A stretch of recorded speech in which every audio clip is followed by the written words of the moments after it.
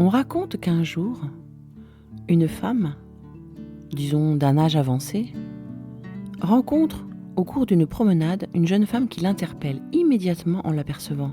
« Oh bonjour madame, vous souvenez-vous de moi ?» D'un air désolé, elle répond à la négative et s'empresse de demander à cette jeune femme son identité. Celle-ci, après s'être présentée, lui rappelle qu'elle avait été son élève. Après quelques échanges, pour s'exprimer mutuellement le plaisir de se revoir, l'ancienne professeure demande « Et donc, que fais-tu dans la vie maintenant ?»« Eh bien, figurez-vous que je suis professeure moi aussi, » répond la jeune femme sur un ton de fierté. « Et je peux vous avouer aujourd'hui que j'ai choisi cette profession parce que c'est vous qui me l'avez inspirée. »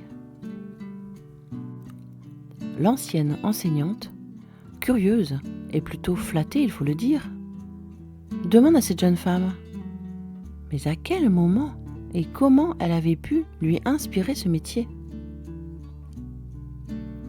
Alors la nouvelle enseignante raconte son histoire. « Lorsque j'étais en classe avec vous, une élève est arrivée un jour à l'école avec une belle montre, toute neuve, qu'elle gardait dans sa poche. Elle me plaisait tellement cette montre que j'ai trouvé le moyen de la lui voler. Juste après, cette camarade a remarqué la disparition de sa montre.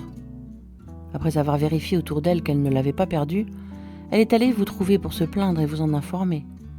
Une fois rentrée en classe, vous avez dit à tout le monde qu'une montre venait d'être volée sans aucun doute et que celui ou celle qui l'avait prise devait la rendre immédiatement pour qu'ensuite nous puissions en discuter.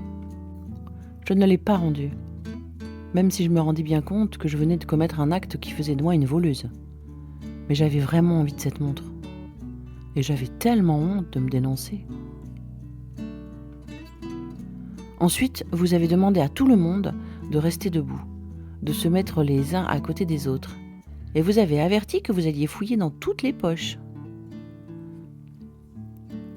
Mais avant de commencer, vous nous aviez imposé de fermer les yeux et prévenu que vous ne chercheriez la montre que si nous avions tous les yeux bien fermés.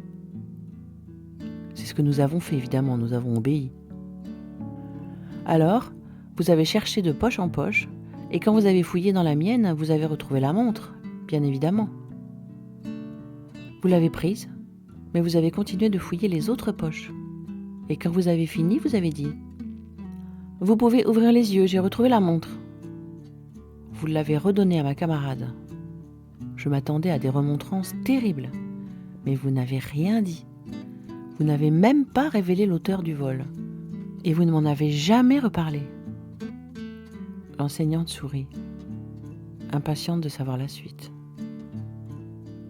Ce jour-là, vous avez sauvé ma dignité. C'était le jour le plus honteux de ma vie, mais aussi le jour où mon honneur a été préservé grâce à vous. Vous ne m'avez jamais puni, ni même fait la morale. J'ai bien compris le message, vous savez. C'est grâce à vous que depuis ce jour-là, je sais comment un enseignant doit se comporter avec des enfants. J'ai voulu devenir une sorte de modèle, moi aussi. Mais vous ne vous souvenez vraiment pas ? Je me souviens très bien de cet épisode, répond la femme avec un sourire de compassion. Je me souviens parfaitement de cette fameuse montre volée que j'ai cherchée dans toutes les poches. Je me souviens de toi, comme enfant, mais pas comme d'une voleuse.